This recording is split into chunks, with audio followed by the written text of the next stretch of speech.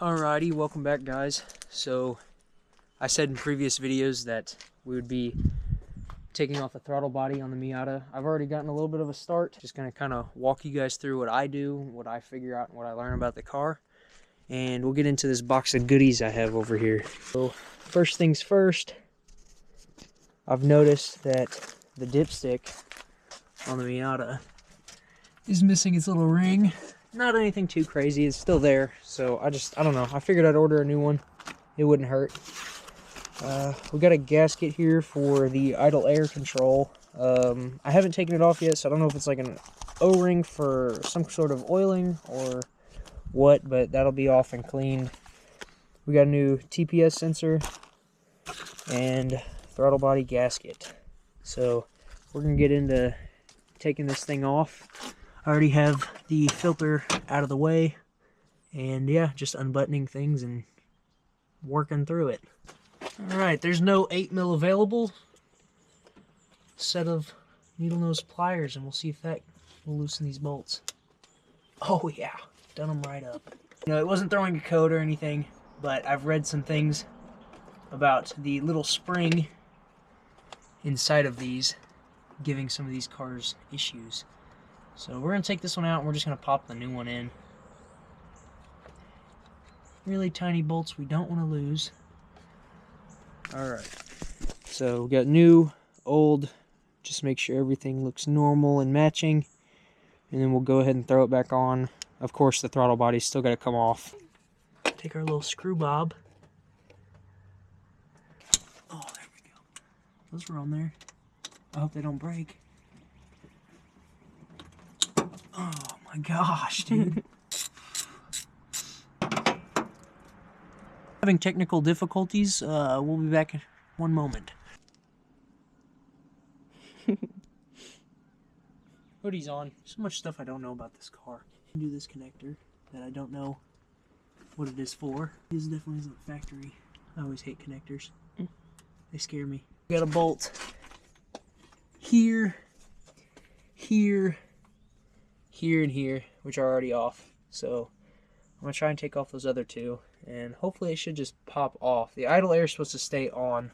I don't think it's directly connected to the throttle body. So I'm going to try and pop these off, and I guess you guys will see the results. Alright, throttle body's off. Take that off because I'm sure the O-ring is somewhere under here. So this doesn't look terrible. I'm just going to kind of take a brush and just mess with it and then try and clean some of this goop off of here and then clean up this surface to make sure that when the gasket's back on, you know, it's not going to draw any unwanted vacuum that's going to mess with the idle of the car. So this is the idle air control valve on the 1.8. I noticed that these two don't have hoses on them. Not sure what they're for, but I'm going to keep looking into it and yeah, keep digging around. So this figures, these two lines weren't connected, these two fittings here weren't connected to anything. So I'm going to assume that's where my vacuum is coming from while my car's rolling, because it hasn't done it in idle here recently where the RPM goes up and down. But I'm going to assume it's that those two lines aren't there and the air control valve is pulling in that extra vacuum. I also realized it, but my thermostat is rerouted. This is a 1.8. There's a big gap in my cover that you probably can't see very well, but there's a big gap in my cover here, and they rerouted everything.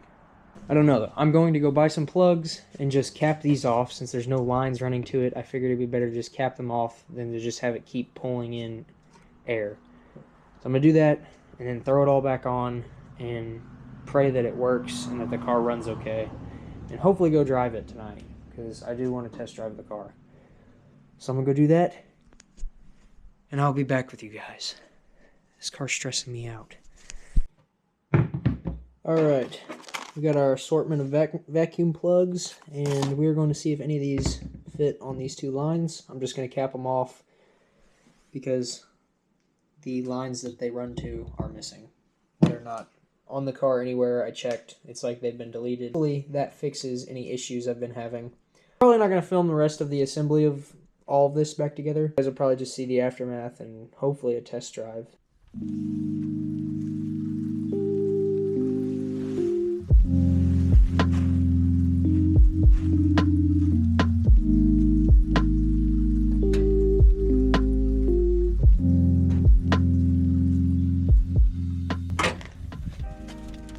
Alrighty, a little update for you guys on the Miata. After getting the throttle body back on, it's still doing its weird idle thing where it's up and down. So there's a different leak somewhere else, but I did plug up those two vacuum lines just to find out where the next leak is, but there's no telling with how weird everything is routed and ran since whoever worked on it replaced all the stuff and redid cooling and everything else. Like, there's no telling what all is actually going on here, other than diving in and looking into it. But that will have to be a different video.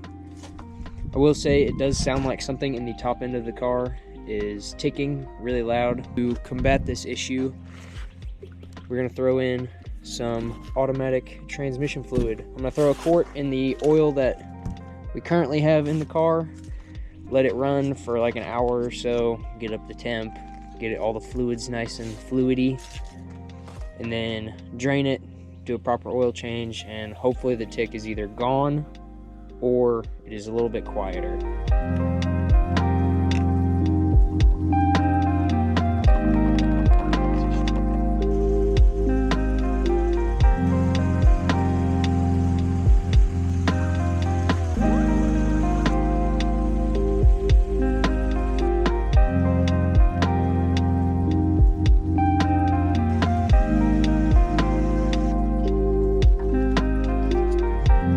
Get a load of this wonderful mess. Drain plug on there. Lucy, lefty Lucy. Oh my gosh. Miata, please. Oh my gosh, okay. That's the predicament we're in. Alright, we got the oil draining, and while that's doing that, I'm getting ready to take the oil filter off. I only use Wix filters on any of my vehicles. Working in engine shops and just being in shops in general, I've heard time and time again that Wix is the best. I've used nothing but Wix on my cars, on my daily, on the Miata, on my Lexus when I had it, and I've had no issues. Here's the part number for the Miata's Wix filter, if anybody wants to use that. Alrighty, after wrestling with the oil filter of pain and hurt elbow, the car's got a new filter on it and it's ready for oil. 1.8s call for 4 quarts of 5W30. Because this is a high mileage engine, I'm going with 10W30, a little bit higher weight and non-synthetic. Quart number 1 is like 4 quarts. Get on in now. Right. The car runs.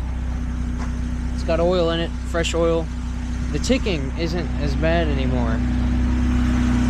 It actually sounds really good now. So we're going to go give the car a bath.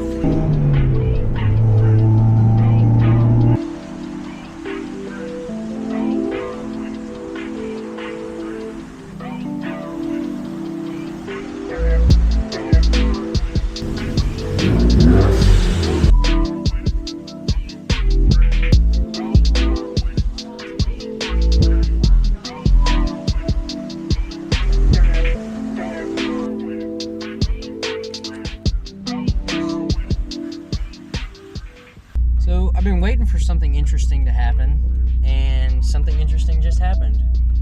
We're sitting here stopped by a train, and you know, clutching, messing around, going through gears. Put it in reverse, pops out of reverse, okay. I let off the clutch and the car stalls. I go to start the car, put it in first, and it doesn't go into any gears now. The car's stuck in reverse, but the shifter's in neutral.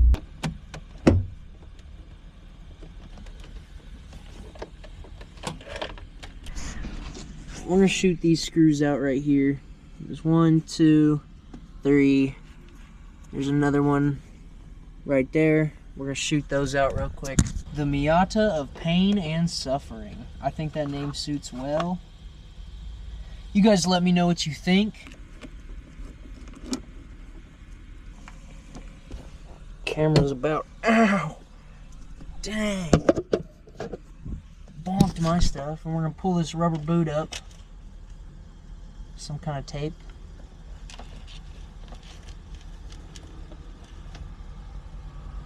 Boot is up. Nastiness. So here we go, a little roadside shifter rebuild for you. So there's 3 bolts, 1, 2, and 3. We're gonna pop these up. This should just slide out, and I can manually get the car out of reverse and back into neutral or first gear. So I'm gonna do that real quick, and I'll see if I can show you guys the aftermath. I'm not really sure what all's gonna happen or if it's even film worthy. But if you've watched this far, I want to take a second to say thank you guys, and I appreciate everyone who watches my videos. I'm a nobody from a nobody area, and I'm not big, I'm not famous, but I'm trying, and I really appreciate everybody who watches. It just helps fuel me and helps keep me going and keep me wanting to chase my dreams and meet the great people I want to meet one day. And I just thank everybody who tunes in for everything.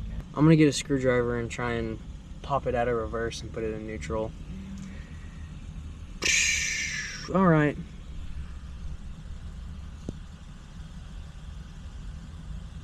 Car loves me. Alrighty, so this will probably be the closer for the video, but the Miata shifter broke, and then I couldn't get it out of reverse, so we had to get towed home. Being pulled, I wasn't on a trailer or anything. And some reading, and they say that like if you can't get it out of reverse with the screwdriver trick, your synchros are probably bad. So if that's the case, we're just going to end up pulling the engine and trans a lot sooner than I initially planned. I'm trying to decide if I want to do like a nice little street car to enjoy, or if I want to turn into a drift car. Kind of leaning towards like the turbo drift car. I really like that idea, and I've heard that Miatas are a really good platform to start. But yeah, one thing after another today, and kind of sucked. You know, I'm glad the ticking went away, and I was hoping to just kind of drive the car and enjoy it for a little bit, but I got probably 5 minutes out of it, and that happened. So I'll see you guys in the next one. If you enjoyed the video, please feel free to like and subscribe. It means a lot. Join the community, join the channel, watch some of the other videos, and I'll see you guys in the next one.